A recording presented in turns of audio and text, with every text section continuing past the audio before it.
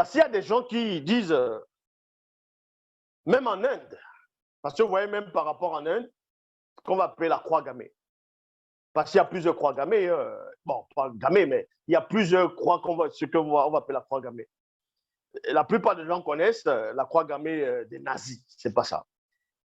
Dans le bouddhisme, dans l'hindouisme, tout ça, il y avait la croix gammée, même les Japonais, les Chinois, même d'autres tribus, peuples, même dans l'Afrique, ils ont connu ce qu'on appelle la croix gammée, mais qui n'a rien à voir avec le symbole nazi, du nazisme.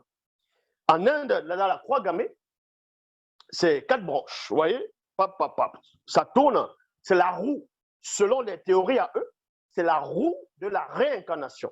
Donc, il y a l'homme, il y a l'homme, il y a l'animal, le poisson, ainsi de suite.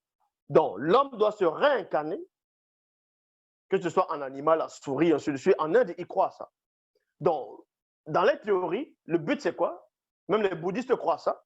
C'est de se réincarner à chaque fois pour vivre plusieurs existences, pour pouvoir étudier, apprendre les lois spirituelles, les lois qui vont développer ton potentiel, qui vont faire en sorte que, en gros, tu arrives, tu atteins le statut de la perfection. Et c'est là où, quand tu atteins la perfection, tu arrives dans ta dernière incarnation, donc tu ne vas plus te réincarner.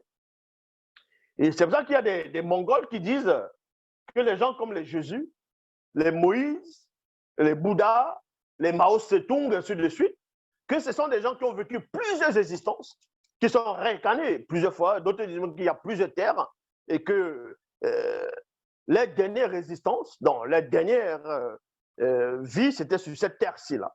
Et que c'est ici, quand ils sont venus, quand ils sont nés ici, ils avaient déjà atteint la perfection. C'est pour ça qu'ils vont plus se réincarner. Donc il y a tellement de théories qui tournent autour de la réincarnation. Dans Hébreux, chapitre 9, au verset 27, il est dit, et de même qu'il est réservé aux hommes de mourir une seule fois, pour tous, pour toutes, mais après cela, de recevoir un jugement.